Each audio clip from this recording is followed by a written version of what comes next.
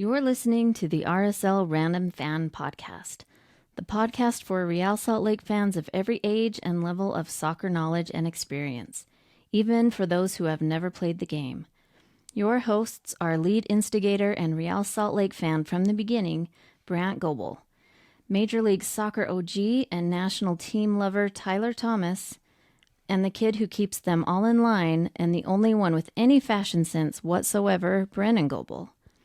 On the podcast, they share their random thoughts after every Real Salt Lake match, win or lose. Besides team and game commentary, they work to bring you the highest quality Real Salt Lake and soccer community content. Content that includes interviews with Real Salt Lake insiders, current and former players, and random fans just like you. They also talk soccer from around the world, from the U.S. men's national team to little clubs like Manchester United, Arsenal, and my personal favorite, Tottenham, and the behemoth that is Crawley Town FC. Enjoy this episode of the RSL Random Fan Podcast. Hello, welcome to another episode of the RSL Random Fan Podcast. I'm your host, Brant Goebel, joined by Tyler and Brennan and a special guest, David Gerson. Thank you for joining us today, David. Oh, it's a pleasure to be here. Thank you guys so much for the invitation. And the reason we reached out to you is because I am an avowed ref lover. I love the refs, and I make it known all the time. Although these guys have come around a little bit. Tyler has actually warmed up quite a bit from the first week when we started this. But I absolutely love the refs, and I saw you on Instagram under Refs Need Love Too in some of your videos. And I thought, let's reach out and talk to a ref and maybe get some info on what it takes to become a ref and all of the things that could improve reffing in the sport across the league, across the United States, from just a beginning soccer to all the way up to MLS. So thank you for joining us, David. Thank you. Now I need to ask, this love that you have, is it a tough love for refs where you give them a hard time, or do you actually take more of care and concern and appreciation and compassion? No, yeah, it's he teamed up, right? So, it's 22 against 3, I guess, right? Or 4. Well, he has a life-size poster of Tori Penso on his ceiling. So every time he goes to sleep, he's looking at Tori Penso. Don't let me down, Tori. I'm sure Tori and Chris Penso would both appreciate hearing that. That's great, yes. They must have a great relationship because we give them a hard time because Tori is probably our favorite MLS official, and we think she does a better job than Chris. I do anyway, but really appreciate her. Well, Tori did go to I believe the Women's World Cup, right? I mean, she was there, and if not in the final, she went the semifinal, I believe. So she's very accomplished, and I have to imagine, for like the Ted and Christina Uncle and Tori and Chris Penso, there's got to be a little bit of competition. I'm sure they're both extremely ecstatic the other is successful. There's got to be a little bit of competition in there. Oh, no doubt. So, yeah, but I do actually appreciate what refs do, and cool. I'm not a ref hater by any stretch of the imagination. I may cut them too much slack, but in past history in other sports, church basketball and stuff, I've reffed, and I found that the most often that the people that yell the loudest know the least about the sport they're yelling at. So, but first, before we go there, he even fouled me out of a church ball game before. So, just yeah, got to keep those elbows. You're hacking everywhere, man. You keep hacking. It's because I play basketball like a soccer player. Okay. Yeah. So, It's interesting you brought up the church leagues in particular, and because again, it's the point of this is to be building good character and teamwork. I mean, there are a number of wonderful spiritual messages you could pull out of sport, but to see some of the behavior on the court and in the stands during those events, it is like, whoa, we have definitely gotten off script here, without a doubt. Yeah, there's a joke. We're in Utah. And the LDS Church is big here, and they have big emphasis on sports and basketball. And we used to say it's the prayer before the fight. So when it comes to church ball, and so, which isn't great, but it's the truth. No. But David, are you a soccer fan? Oh my gosh, I am monogamous in love, lifelong partner to the beautiful game, and I have been for, I'd say, about 15 years, to be quite honest. I grew up in New York City, so we did have some soccer. I mean, we had good indoor leagues up there, and obviously there's a lot of internationals in New York City. So I grew up around the game. I played the game at a youth level, but never at a high academy. And then I fell in love with another random kind of English sport. I was a Division I rugby player, and I became a rugby referee, which is also quite a wild sport to try and officiate, although very different player behavior and respect for the referee there. But I fell in love with soccer when my kids started playing, and when my son was 3 and he got into minis, and then when I was a coach at U6 and U8 and U10 and U12, we fell in love with the game together, and all my kids played. And then when my son decided that he wanted to be a referee at 10 years old, you used to be able to become a ref at 10 years old. He wanted to be a referee. I decided, well, I'm going to drive him to the games. I might as well do it too.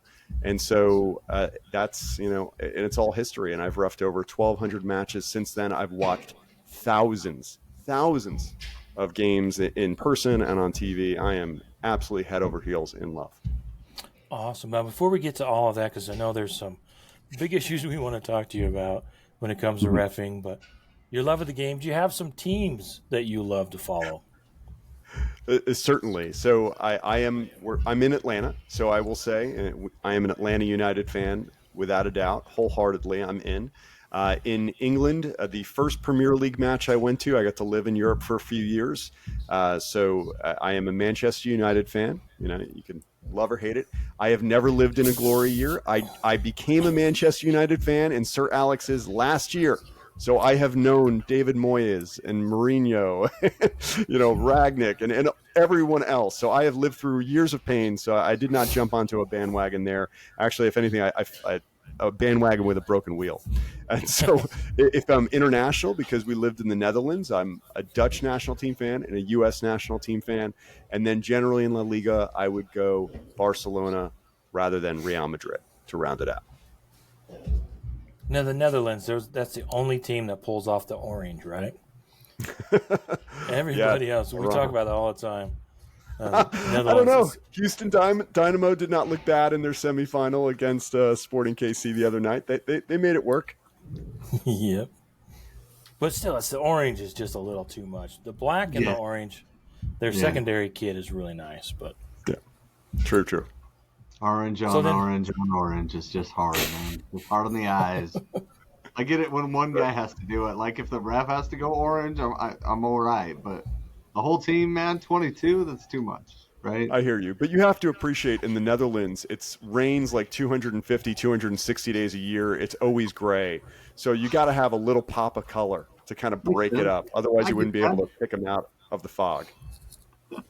Right. Love it. That's awesome. So you've been to a Premier League game then? Manchester United then? I have. Yep. I've been to a Man U game, absolutely.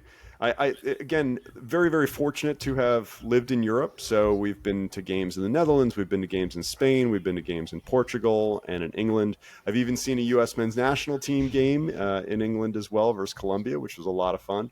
But we've been to a lot of stadiums certainly around the United States, but around Europe as well. So I've been very fortunate to travel the globe and gotten to see football played all over. Is that because of work or because of reffing? Because of work. I wish I had became a referee earlier. Although I would love to ref abroad. There are some programs to do that. It'll probably happen in the next couple of years as I get a little bit more flexibility as my kids start getting out of high school and give my wife and I a little more time to travel. But no, it's just been through a love of the game. I'm always, if I'm in another country, I am always asking to, who's playing? Who can we go see? Let's go watch a match. I love it. So I had a question for you. So since you're a Man U fan, what is your favorite Man U moment? And then also, what's your favorite national team moment that you got to experience? My gosh, this is it's a really powerful question here. Let's go to Man U for a moment. Yeah. I mean, I think the FA Cup victory might have been about 5 years ago, where Jesse Lingard kind of won it. It might have been like the 87th minute, and he put it in. That was an exciting moment and really a great time to be a Manchester United fan. There haven't been many of them in my time. So I will say that. I think Rashford's goal against PSG, the free kick he took from like 35 yards out that knuckled like 4 times and went in, was pretty ridiculous as well. I'm a huge Marcus Rashford fan, so I've got the jersey, everything. Oh, you're so a believer then, huh? Absolutely, absolutely. You know, it's the man on the pitch and the man off the pitch. You know, I'll just say that. So I'm a huge fan. As for the U.S. Men's national team, you know, I'm trying to think back for one particular moment. I would tell, I will say Belgium, USA, 2014 World Cup, Tim Howard in goal, you know, the wall. It's just absolutely insane with 14 saves. I watched that in a bar in the Netherlands, whatnot, with a few other U.S. men's national team fans. And we were just going absolutely bananas there. So I would say that is my favorite U.S. men's national team moment. Yeah, that game was pretty frustrating for Real Salt Lake fans to watch because we knew Kyle Beckerman should have been in the game. Oh. Anyway, sorry, get a lot animated when talking about Beckerman in the World Cup. But yeah, love Beckerman. Tim Howard was fantastic in that game. Fantastic. And that team really overachieved. I mean, considering Josie Altidore was our striker for that tournament and pulled his hammy like 10 minutes into the first game. and then Michael Bradley, defensive mid, was like trying to play up top. It was a mess. We were fortunate to get as far as we did. Oh, good times. So tell us kind of the migration, if you will, of like reffing. Like, so you started out as a ref. What was one of the first like things you picked up and you were like, whoa, this is different than maybe my expectations were? Yeah, I think the hardest thing, and there are two things that I would say is very difficult for a new referee. First and foremost is foul recognition. When you're out there in the middle, well, I would say when you're a spectator, it seems like you see everything perfectly, and you know everything should be a foul or shouldn't be a foul, or that's a handball or it's not.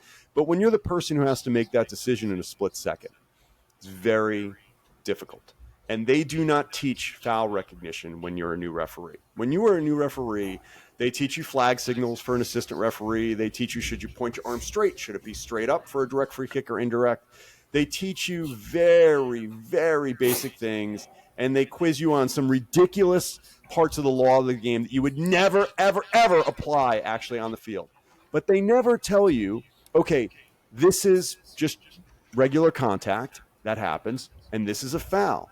This is a careless foul. This is a reckless foul. This is a serious foul. They never go through considerations for what the fouls are until you're probably, I would say, 7, 8, 10 years in, when you're really starting to progress. You actually get to know considerations for what a foul is and what constitutes foul and what isn't. So you have to learn, you know, just on the field.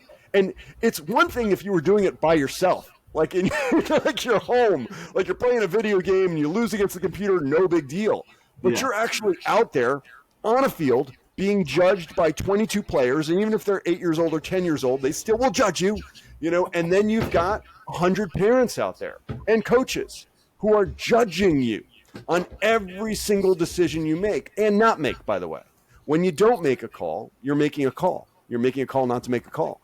So, you know, 50 times a day, you're being in one match, you're being judged, and you don't know, did I do that right? Did I not do it right? So that trial by fire of the first year or two to even figure out what is a foul, is not a foul, is extremely difficult. And that's one of the reasons why 80% of refs like don't continue after just a couple of years, is because of all of the feedback they get from everyone about the decisions they are making or not making. And then the second piece of it is when you do start getting some understanding of what actually is going on out there, how do you determine what the difference is between outbursts of emotion from those parents and coaches, which that's totally normal. Someone's gonna be like, oh, you know, oh, he's offside. No, he's not, whatever. It's an outburst in the moment versus actually dissent or abusive language that has to be dealt with.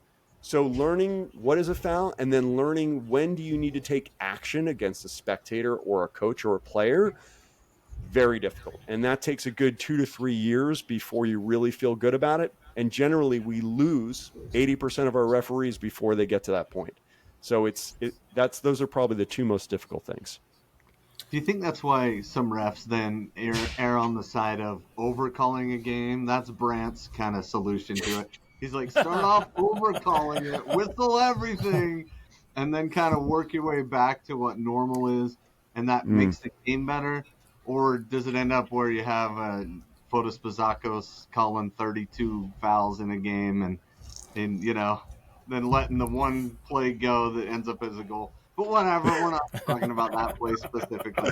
Just in general, I think it's a great question. I would tell you, I feel that referees generally fall into one of two camps, such as I want to see beautiful soccer played today, and so I'm going to call fouls. If I see it, I'm going to call it. And I want people to understand, what is a foul and what is not a foul early on. I'm going to communicate that both with my whistle and with my voice so that we can have soccer played today. And generally, I feel that most teams want that. Every now and then, I will get a bunch of Sunday leaguers who'd rather fight and complain than actually play soccer because they don't have the skill or technical ability to live in that world. I get that, but most people want to actually see a game of soccer played. Now, the other side of the fence is the referee. I kid you not. I've had so many refs say this to me in our pre-match conversation. He's like, yeah, I'm just going to let him play. And what that says to me is I'm not going to call any fouls until people are ready to start throwing punches, and then I'll start calling some fouls and trying to rein it in. So as a ref, you've got to find that balance. What's the skill level? What are they comfortable with on the field? What are they not comfortable on the field? And then find that balance and try and be within there. You don't want to call every single touch because that's not soccer. That's not soccer. It is a contact sport. I would tell you it's a collision sport. So, yes, there's going to be contact. What constitutes foul, what doesn't. Try and find that balance. But I certainly am never going to be that referee who just lets all sorts of stuff go, and then we get to the point that we're in a fight. It's ugly. I don't want to be there. It's not fun for me. It's not fun for the players, and I don't support that. See, Tyler? So, how did you become a ref? What made you make that decision? Did you just start? Is it this similar story? You just start at the very beginning and work your way up, or following your kids, or how was your progression? So I will tell you my high school yearbook quote. Kid you not. Actually, one of my friends sent my high school yearbook picture the other day, which is really embarrassing. But my high school yearbook quote is, "It's better to stand alone for the right reasons than be together for the wrong." It's better to stand alone for the right reasons than be together for the wrong. I have always been that person who was probably well too mature for my years, kind of an old soul. And I wanted to be that person that was responsible for making a decision, whether it was being, president of my junior high school or president of my rugby team in college. I wanted to be that person taking responsibility for the situation. And, as a soccer coach, which I did before I was reffing and whatnot, I felt I knew the laws of the game. And it's one of these things like, if I think I can do this, I think I can do it better than that person. I'm not just going to talk about it. I'm going to do it. And my son, also my eldest son, love the game and also an old soul. And so he's always wanted to get a job. And so when he wanted to become a ref at 10 years old, and I was starting to get to the point where he was in high-level academies and I could not be his coach anymore, and I wanted to stay actively involved in the game, I didn't just want to be sitting on the sideline. I've been an athlete my entire life. I was like, yeah, this is great. This is what I want to do. And so for me, who is a lover, a hardcore lover of the game, I am getting to play it every weekend. I'm not kicking the ball. Well, hopefully not kicking the ball. Hopefully I'm staying out of the way of the ball. But I am on the pitch and I am getting to see, the game played. And I see it at all levels. I see it at, adult, semi-professional, which is really exciting and really intense. But I also see it at some recreational levels as well, which is kind of fun and cool. Like in high school, not all high school games are rivalry games. Some of them are just literally fun. People are playing just because they want to stay active and they want to learn a new sport. And I love that I can help facilitate them playing the game that I love. It's a wonderful thing. So You mentioned that we lose 80% of our refs relatively early. I've seen anywhere from 15 to 17. Is that kind of 13, 14, 15 as teenagers? Is that where a lot of them check out because for different reasons, but a lot of it is abuse? So it's not an age where they check out. It is just Okay. they check out. So whether you're 40 years old, you're 50 years old, you're 18 years old, we lose 80% of our referees in 3 years or less. 3 years or less. And what I was telling you earlier, you only really start to figure out what in the world you're doing in about 3 years. And if you ask, any professional at their job, they would tell you it takes a couple of years to really have enough repetitions, to see enough scenarios, to finally be a professional, be really good and really confident out there. And so the number one, I want you guys to hear these things. Number one reason cited is spectator abuse. Spectator abuse. That comes second. The second one is abuse from coaches. Abuse from coaches. So the number one reason we lose referees is for the abuse, usually verbal, but sometimes physical, or certainly threats of physical, that come from spectators at grassroots events. I'm not talking about professionals. You make it to the pros, man, you've got security, you're being compensated at exceptionally high level, you've roughed the pinnacle. They're not so worried about it. The 99.99% of referees who are not at the pros, who are dealing with irate parents who are 3 feet off of the sideline, who lose their mind when it's their kid playing out there. Okay, that is where that abuse is coming from. And that is what's leading to the unbelievable turnover. Now, in the state of Utah, and if I'm not mistaken, last year, the state of Utah just put into place a zero tolerance policy for fan behavior at youth soccer events. And I'm curious to see how that pans out. But if we can address the culture that surrounds soccer from the parents and from the coaches and the players, it will go a very long way to being able to retain those referees long enough so they can get to a point where they feel confident and want to do it long term. And then you'll get much better refereeing in general. Yeah, I think it's a vicious cycle from all the way up and down the ladder from MLS down to youth sports. Everyone complains, reffing sucks, we need better refs. And yet no one volunteers to ref. No one steps up to say, hey, I want to be a ref. No, nobody wants to actually fix the problem themselves, Brant. They just want everybody else to be better. Yeah, they want the game to improve, and they're always pointing out the faults of the refs. I think we have this debate. I think it's 99, but I'll give you 97.5 times out of 100. The refs get the calls right, but the focus is a hyper focus on a few missed calls here and there. Some of them are bad calls. No one's perfect. But I have been amazed with the accuracy of the ARs in particular on offside calls with the VAR. They are right so many times. Then you have an incident.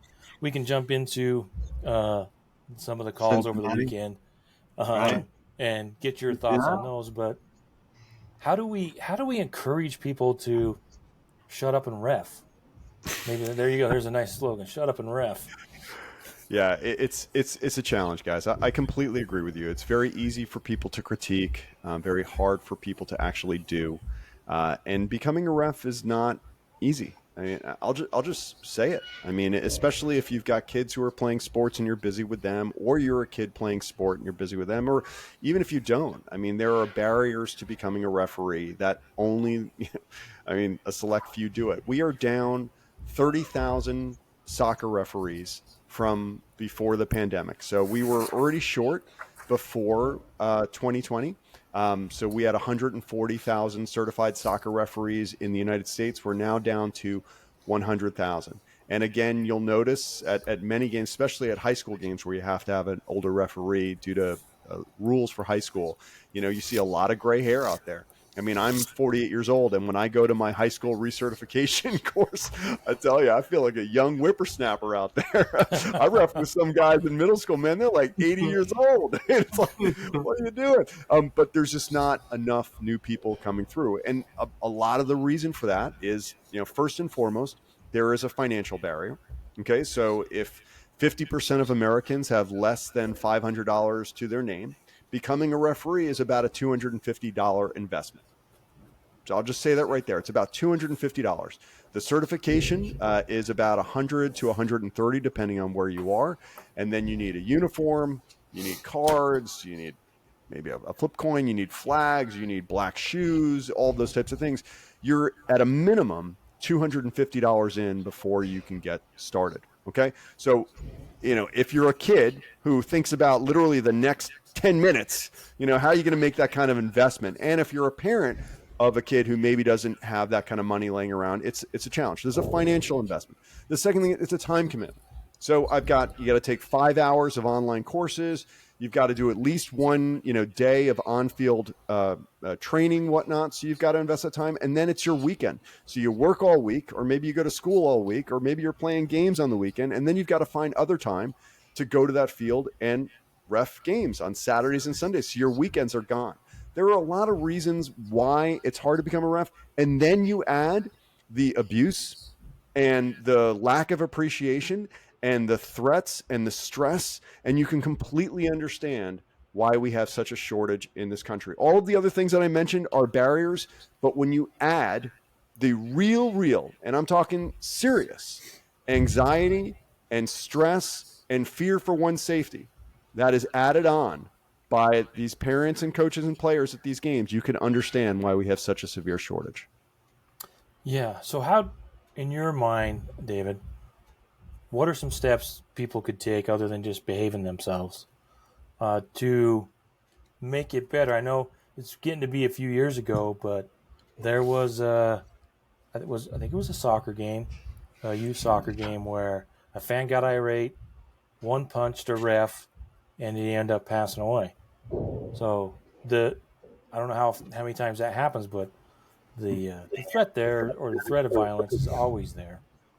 How do we get people to turn around the focus on the refs and be a more positive focus? There was, over the weekend, I saw, these soccer pundits, kind of like we're pundits, we're just some random fans, but he was going off on, how the refs are ruining the playoffs. And I'm like, no, you're making it more difficult for people to become refs, and you're hindering the game because you're putting out these screeds without even thinking about what the effect of blaming it on the ref. Because no one is out there screaming about the fact that Jordan Morris needs to give it up because he couldn't go one-on-one with the keeper.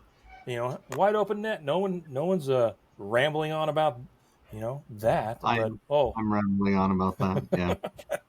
He used to be good. There's not as much anger and vitriol given to players who make mistakes all game long as there is to the officiating. Yeah, well, it's the one person that both sets of fans can agree on hating, right? So it's a common villain. And I totally appreciate that. The pundit is trying to get viewers. They want to be appealing to their audience. So the referee is a very easy target. They can't fight back. They can't say anything. I mean, none of those top referees have social media profiles. I mean, gosh forbid. If they did, they'd be inundated with all sorts of hate and vitriol and threats and abuse, you name it, whatnot. So they can't fight back. Good idea, though. Like, I think we should make fake accounts for them. Like Christina Uncle, and then just everybody can just throw their vitriol on that. That sounds like, I love that. That's really funny, actually. So I mean, honestly, it's why I created the channel I have. I mean, because I'm 48 years old. I'm never going pro. Let's just be real clear. I tried taking my fitness test last week to be promoted to regional, which is like the top, 0.05% of referees even make it at that level. And I failed. I mean, I made it like 75% of the way there, but the fitness that these people have is unbelievable. And even at like a national, international, FIFA level, I think they're forced to retire at 45 years old. So I'm never going pro. So I don't have a risk that me speaking out and advocating for referees, or also calling out questionable decisions, whatnot, but most importantly, humanizing the referee to explain why it's so difficult and why, it's about opinion and what do they think based on the laws of the game. And there's all of this openness to it.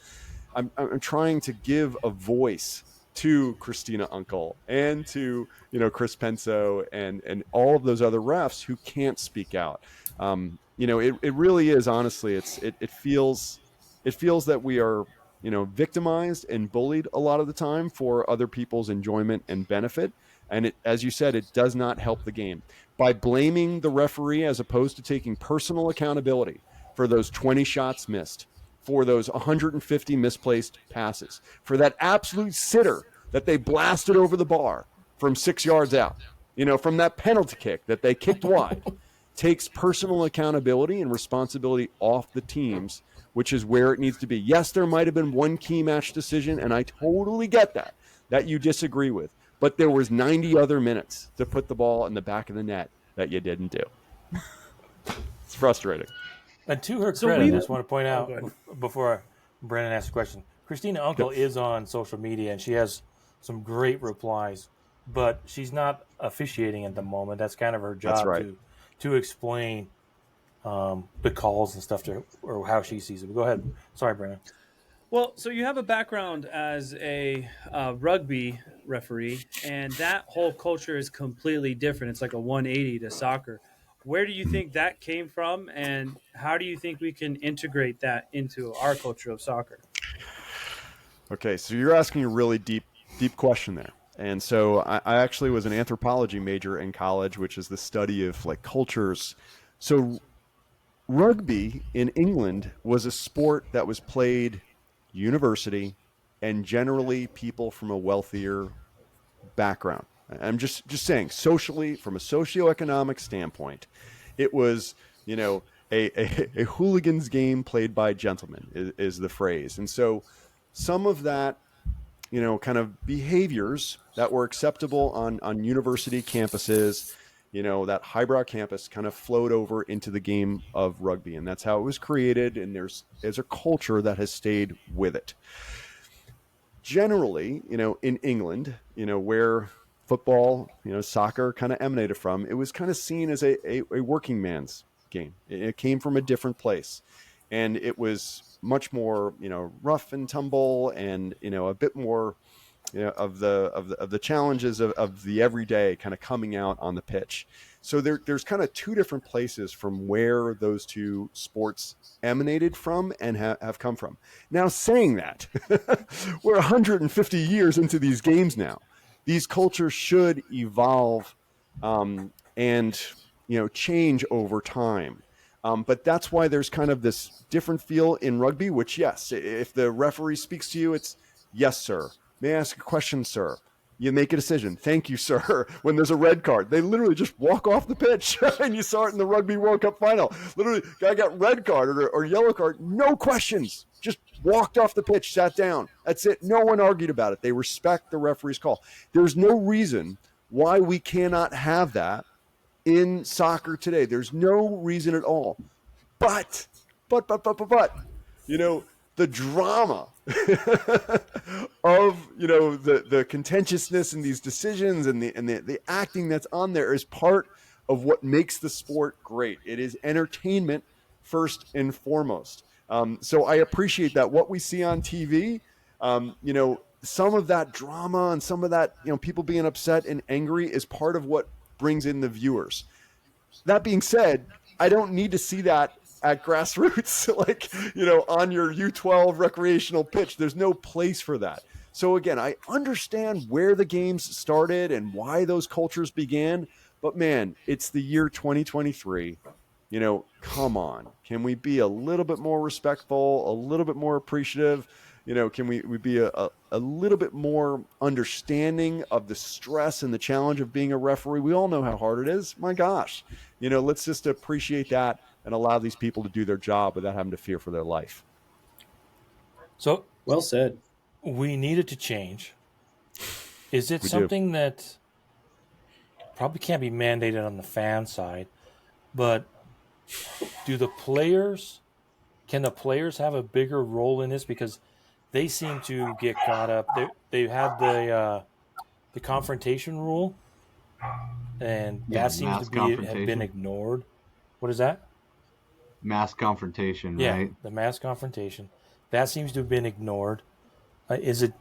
Can you ref the game into respect, or also what do you? It's hard to tell, David, if you're a big guy or not. You know what I mean?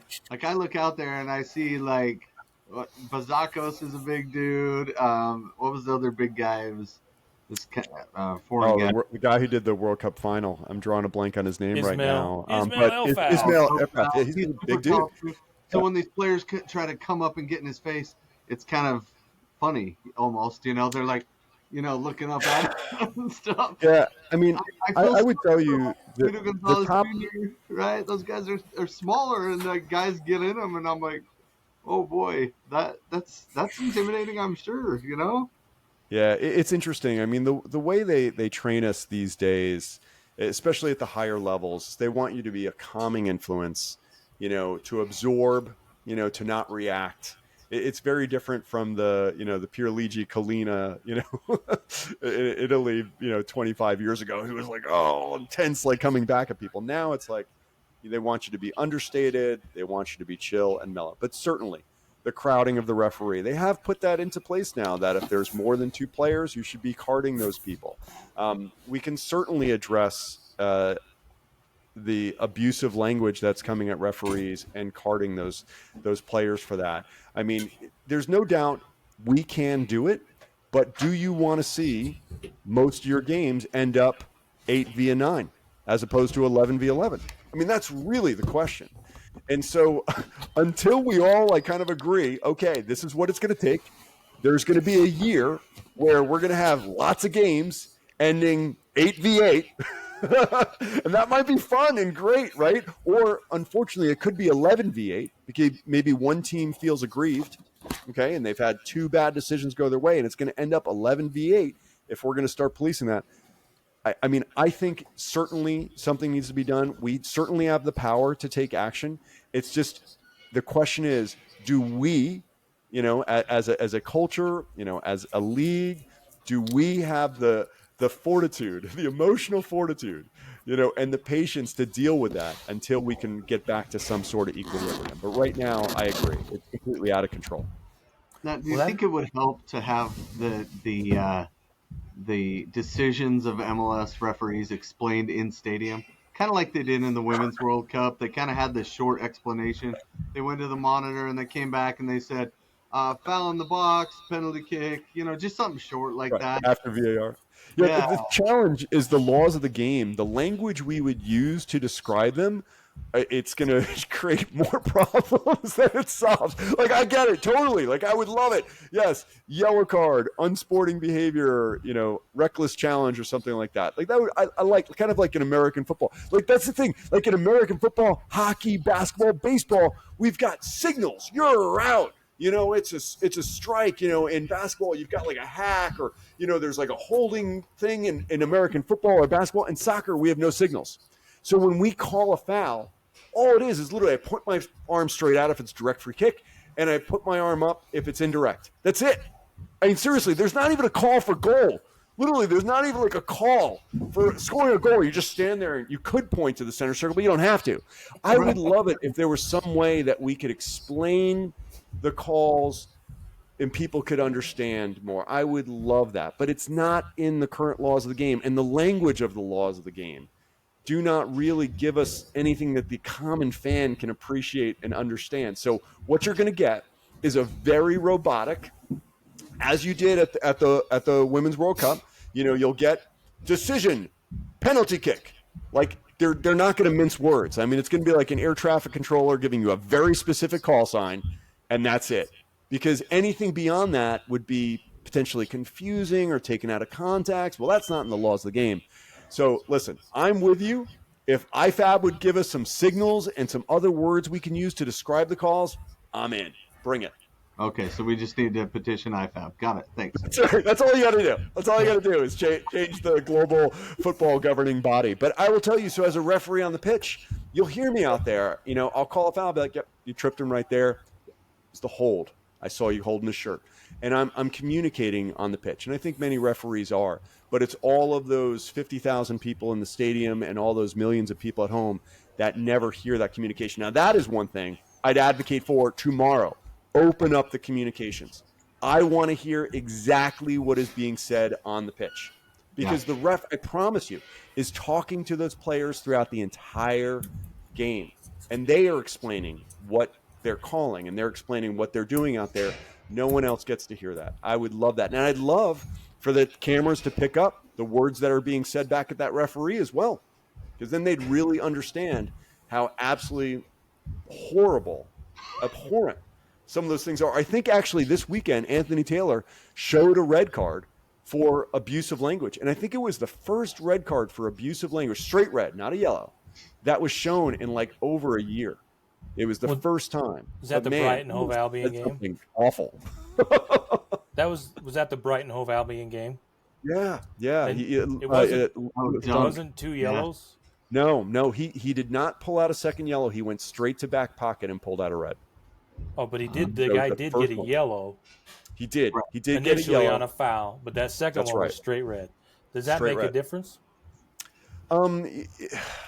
Serious foul play, it would normally, and a red card would carry a 3-game suspension generally as a minimum. For abusive language, it also could carry a multi-game suspension. So it's different from getting 2 yellows. 2 yellows is just 1 game. When you go straight red for something like that, it could be a multiple game suspension. It'll be reviewed by the Football Association. Yeah, I'm so curious what he said, actually, like, as a guilty pleasure. I kind of want to know exactly what he said that added up to that straight red card. It must have been awful.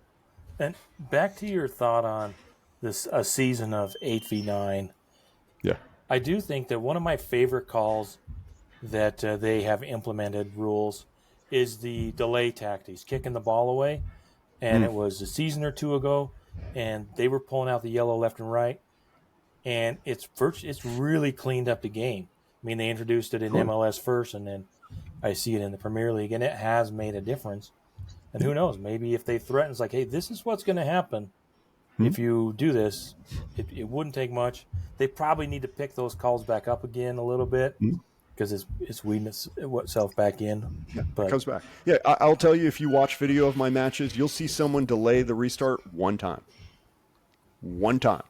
I had it this weekend, or 2 weeks ago. I had an MLS Next match, Atlanta United. A great players. I mean, these are highly skilled players. They know the game inside and out. And within the first 5 minutes of the game, I called direct kick going the other way, and the kid, I think he just as he was going back, kind of just kicked the ball away a little bit, not far, but he kicked it, and I know he did. And so I summoned him to me.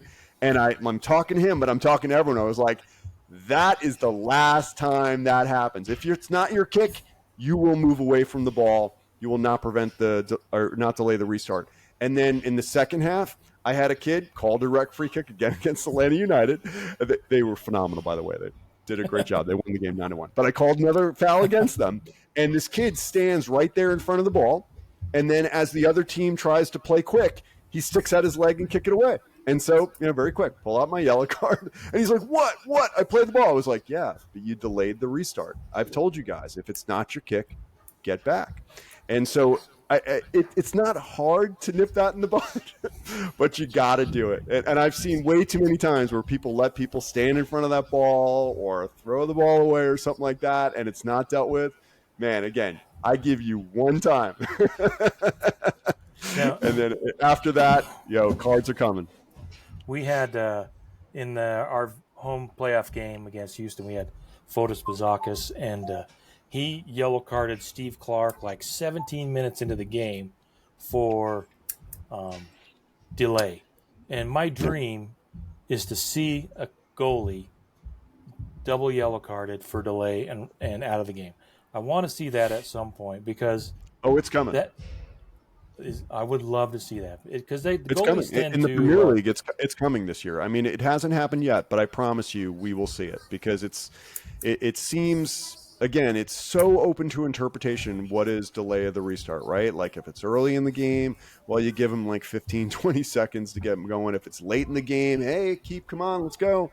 And so it's so, I feel like it's implemented very much, dependent on what the situation of the match. But then some other times I'll see a ref for a yellow card for something. I'm like, dude, he was just waiting for the ball boy to give him the ball. So, I think we are going to see it this year. Your wish will come true.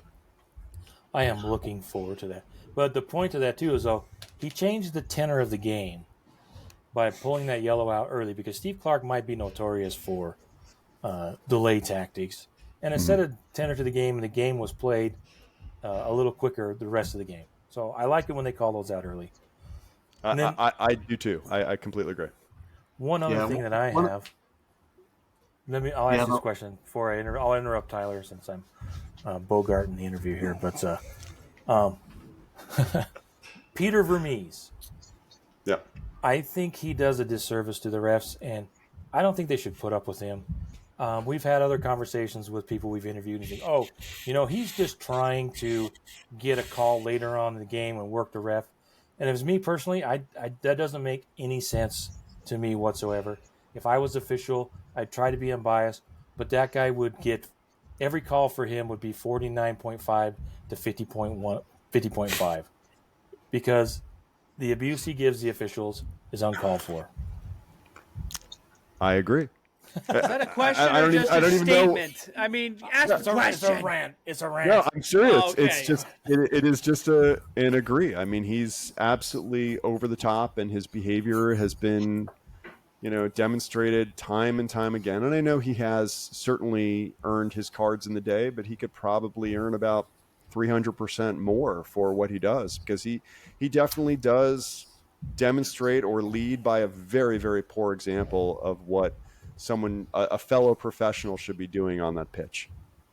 And to be fair, he was that way as a player too. If you ever watched him play as an MLS player, back in the day, like I'm an OG MLSer. And so before Real Salt Lake was even a club, I was sneaking away to Colorado games, and he was just that same SOB on the field as he is as a coach. So, I mean, it kind of, I think if he ever reffed a game, maybe there was a chance that he wouldn't act like that going forward. Of course he wouldn't. But again, the problem is he's leading by example. He's setting the tone and the tenor.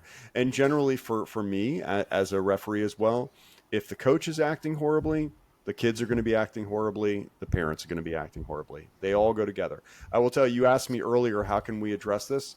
When we first got back from the Netherlands and my son was playing at a club here in America, we went to go play in the U.S. Development Academy.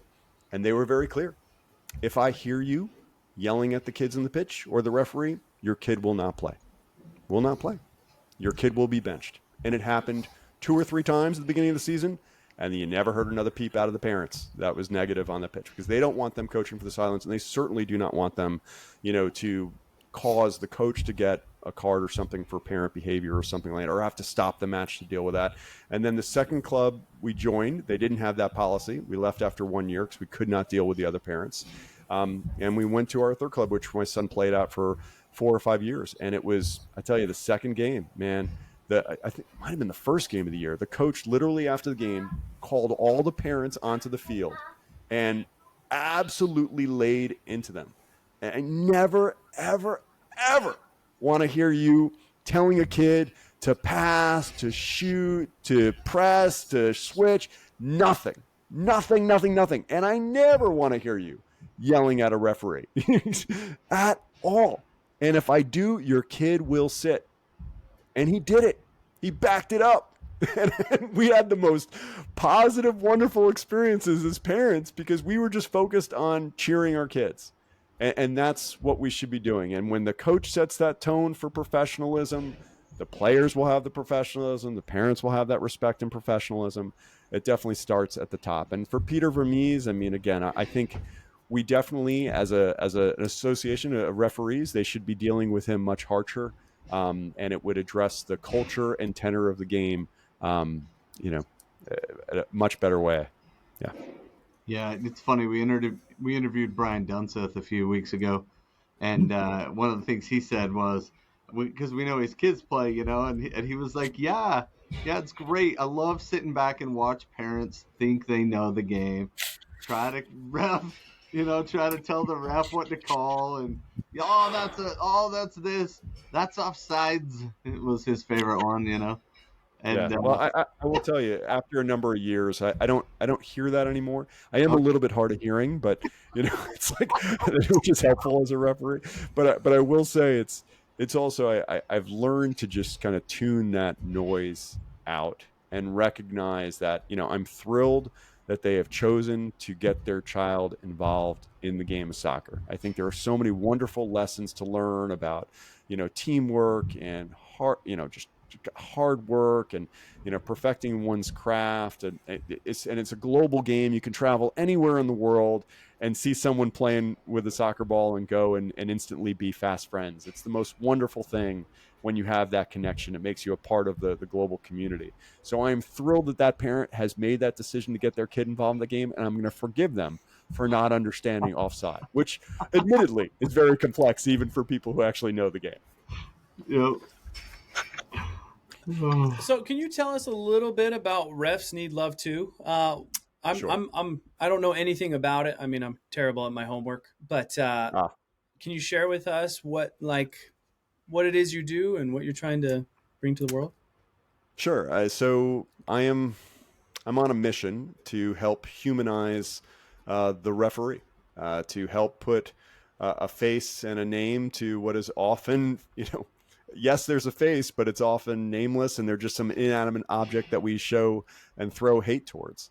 So I've been doing this now for about 2.5 years. My main channel or platform I started on with TikTok, and I've got about 172,000 followers there. I've just really started focusing on Instagram in the last 3 months or so to kind of diversify beyond TikTok. But it's just been a way for me to help be a voice to the voiceless. For all those referees everywhere, and also be a sounding board and be a resource. I mean, I get 30, 40 messages a day from referees all around the world. Sometimes it's, I've been racially abused. How do I deal with this? I had this incident happen where, I was physically assaulted. What do I do? I'm scared. I'm just getting started. How do you deal with this? Hey, I just made a huge mistake. How do you put that behind you? So I've tried to create a place where people, referees and non-referees, can come and ask questions, can learn about the beautiful game, really learn about the laws of the game. I will tell you, most referees, if they have not reffed at least 3 years, have never read the laws of the game. Never. When I started this channel was really the only time I really downloaded the laws of the game and started referencing them. Most people have no idea. So I'm trying to bring, that knowledge of the laws of the game and what it takes to be a referee and all of, the challenges of one decision or another to the world. Speak for those who cannot speak, and it's and be a resource for those who have no one that they can talk to. I mean, most referees, those teenagers, they can't talk to their parents about it. They can't talk to their friends about it. Other players don't get it. They don't have anyone that they can talk to. So I'm trying to be a resource for them to keep them in the game longer, so that we can really start developing some excellent referees to go along with all those wonderful players we're developing in this country. Love the Ender's Game reference there. That was classic. Well, I see you have some apparel there. I do. Is that available for purchase so we can spread the word? Oh my gosh, it's available for purchase. I wish I had one of my Christmas sweaters here. Oh my gosh, I don't see it around on the floor right now, but I do have a wonderful Have You Been Naughty Christmas ugly sweater that I made this year. And we've got certainly gear, but lots of resources for referees. We've got yellow cards, red cards, coins, wristbands, you name it. And honestly, it just goes to the cost of covering the channel. I mean, you guys know there's a cost for having, the podcast software, and I've got a website and the microphone that I'm using, all this type of stuff, and the lights, they all have a cost associated with them. So it just keeps this little thing going, and hopefully we can take this message of love and acceptance and understanding to, hopefully millions of people around the world. There's 1 billion people who play football and soccer globally, and hopefully we can get this message out to them. Awesome. So do you have, if we were to grant you a magic wand, what would be just a couple of things that you would do to make the game better for refs and as a whole, to bring some respect to the game? We've kind of talked about a lot of them, but go ahead. Yeah, no, I think obviously you guys mentioned some of them that we need, as professional leagues need to start recognizing that they set the tone for everyone. So although they feel they're in the entertainment business and they don't want games finishing, as I said, 7v8, they need to start addressing dissent and aggressive behavior towards officials on the field in professional leagues. Until they do that, we really will not see the culture change in lower levels of soccer and football around the world. Beyond that, because I don't think that the entertainment billion-dollar empires that they are going to change very quickly and risk having games ending or being abandoned because they've dismissed so many players for dissent, we need to change at the youth soccer level. It is not hard, again, to put the policies in place, but we need to have the fortitude to enforce them. I believe in Utah, where they have that zero tolerance policy, there are some jurisdictions that require that before a parent can come back, if they've been dismissed for dissent, that they have to officiate 4 games. They have to ref 4 games before they're allowed back on the sideline. So although that's funny, I mean, it will change them. And I've also seen policies put in place across this country where if your team has a parent dismissed, that entire team's parents are not allowed to come to the next match, that they forfeit the right to be spectators at their kids' youth sporting event. So there are policies we can put in place to address the behavior at youth sports level. And the final thing I would say is just education. Again, as referees, we go through education to learn the laws of the game. I think coaches, spectators, and players should have some education on the laws of the game as well, so they can understand the laws regarding the game that they're playing and watching and cheering for. So that would be wonderful. Maybe before every MLS game, every soccer game, we could have a little seminar and a test. And if you don't pass the test of the laws of the game, you don't get to go watch the game.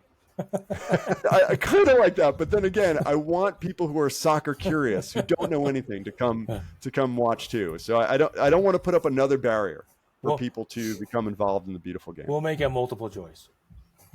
Multiple choice. Love it. So we can't thank you enough, David. David. Cannot receive a red card today. Check Messi or. Absolutely. Well, guys, thank you so much for inviting me on. This has really been an absolute pleasure. I've enjoyed it. Well, yeah, we appreciate your point of view. And like I said, as an avowed ref lover, we need more voices like yours out there. And hopefully we can be one to counter. Oh, yeah, there you go. I love that. That's awesome. To counter the negativity that's crept in. It has gotten better. Yes. I remember I wasn't a fan at the time, but the 70s were a horrible time for soccer hooliganism.